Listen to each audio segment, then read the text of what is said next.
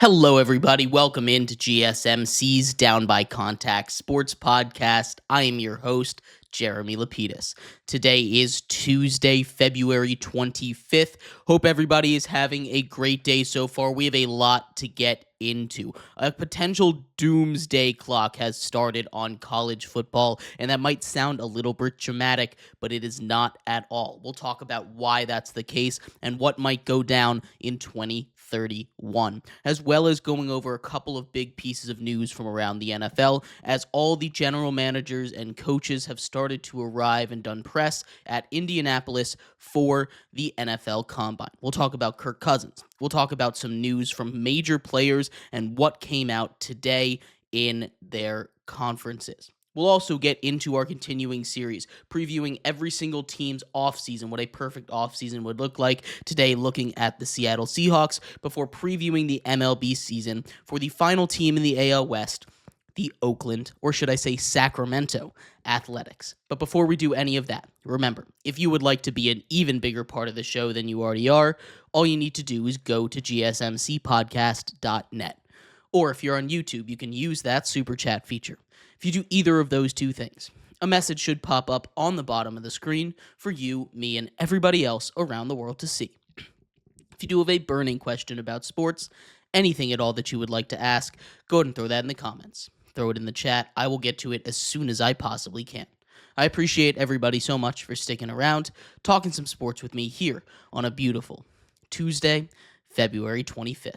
But like I was saying, we are going to get into our first topic. A potential doomsday clock has started for college football. And again, like I said in the intro, it might sound a little bit dramatic, but I promise you it is not. The sport of college football is primed to change as we know it in 2031. And it's for a couple different reasons. And we'll break it down. We've talked a little bit about why in the past as the power two of sorts for college football right now. The SEC and the Big Ten have had their meetings. Now there is something that seemingly is all coming together in 2031.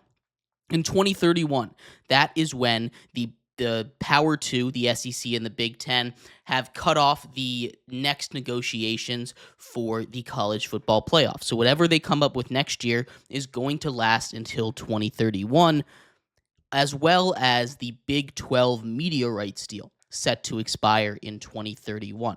The ACC, their media rights deal is set to expire in 2036, but very crucially, their grant of rights deal, as renegotiated with their big name guys, expires also, you guessed it, in 2031.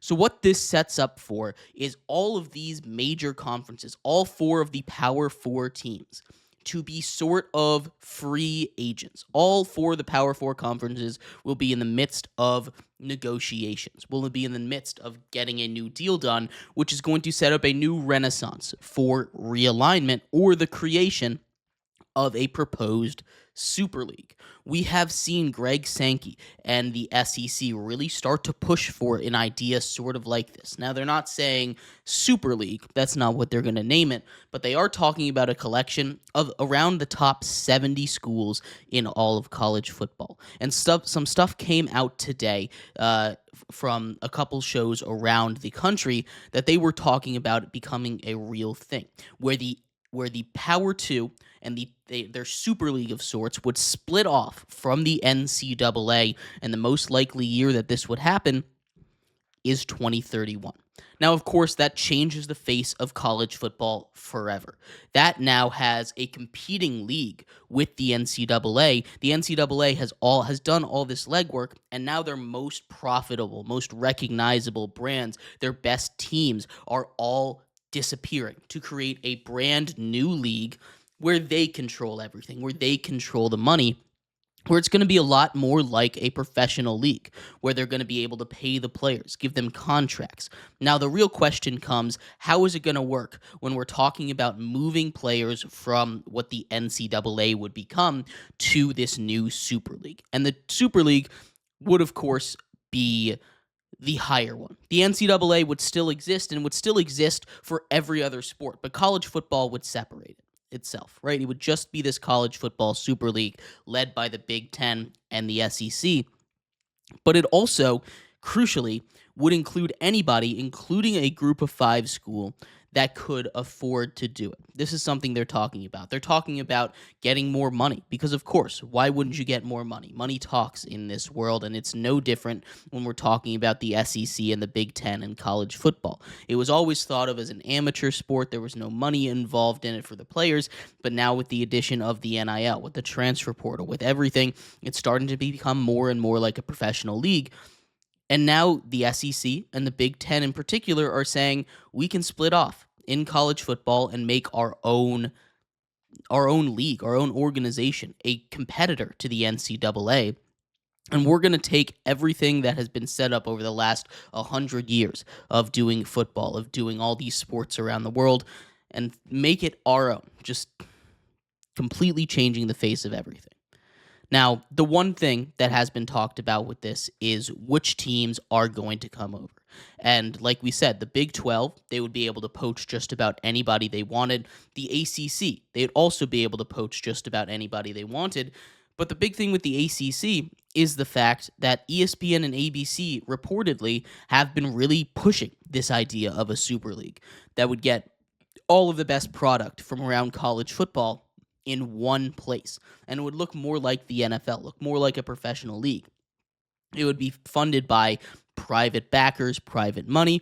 You would need to have the money to buy in, but if you were a rich group of five school, if you're a Boise State, if you're a Sacramento State, if you're a James Madison University that puts a lot of money into athletics, right? You are a team that could potentially find their way in there. And that might sound like a good thing for some of those schools, but at the end of the day, this is not a good thing.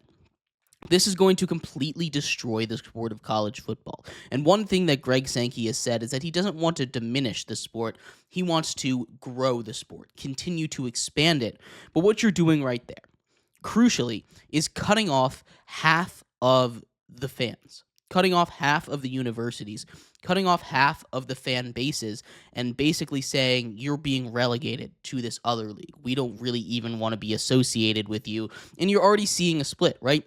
We have designated Power 5, designated Power 4, designated Top 2, Group of 5 conferences that are just known to be different, known to be better. And that's fine most of the time because a lot of the times it is. But with the addition of NIL over the next couple years, with the addition of the transfer portal over the last couple of years, we have seen the gap kind of shrink a little bit with the top teams in the group of 5 being a lot more competitive with not the top of the SEC and the Big Ten, not the top of the Big 12 and the ACC, but those teams in the middle and the bottom. The best group of 5 schools could fit into a Power 4 conference and be a middling squad. I'm not saying they would come in and win, but if you put a Tulane, if you put a Boise State, if you put a James Madison into one of these ACC, Big 12, Big 10, SEC, they wouldn't flounder. They wouldn't float to the top, but they would probably sit somewhere in the middle, probably go around maybe even a little bit better than 500 in conference play, depending on the schedule.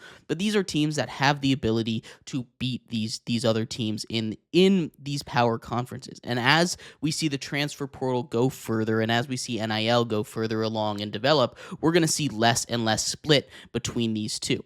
This is not good for the sport. Again, it's called Doomsday for a reason. It's called Doomsday because what you are doing is you are completely starting over. And they're not going to look at it like this. We've talked about how the SEC and the Big Ten are going to be on top forever.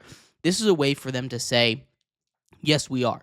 We're going to be on the top forever because we are in charge now. Greg Sankey is going to be, for lack of a better term, the commissioner of this new league. He's trying to make it more of a pro-style league with private equity, with contracts being giving out to these players. So it kind of kills the transfer portal right there.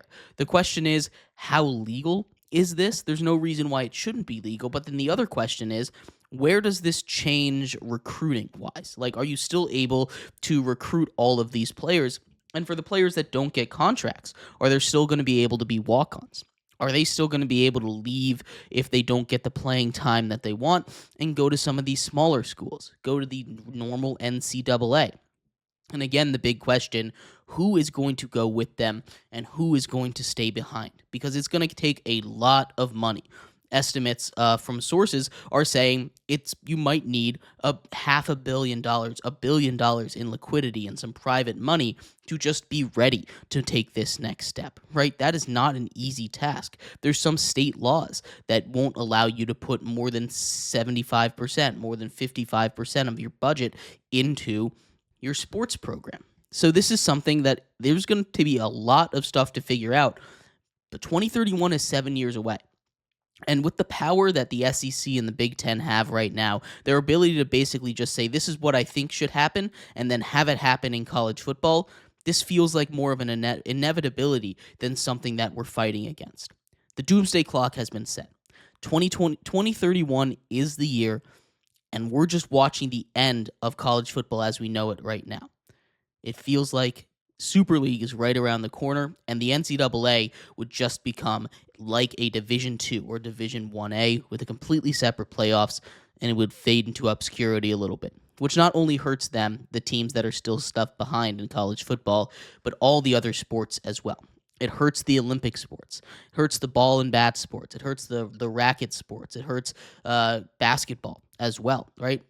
They're not gonna. As these conferences in all these other sports see what happened in football is a lot different than the other of these other ones because they're making money. They're the only ones that can really move away in any kind of real capacity from the NCAA. But it's just not a good thing for the future of sports for college sports, right? It's going to make them more professional, and it's really going to hurt those that are left behind. But let me know what your thoughts are. If this Super League happens, when this Super League happens, what do you think the fallout is going to be? Which teams do you think will stay behind from the Power 4 conferences, and which teams from the Group of 5 do you think might move up there with them? I'd love to hear your thoughts. We're going to take a quick break. When we come back, we turn our attention over to the NFL. Some major quarterback news, as Kirk Cousins has some news surrounding him with an interview from the Falcons GM, head coach, have had some news around what they might do with Kirk Cousins. We'll be right back here on GSMC's Down by Contact Sports Podcast.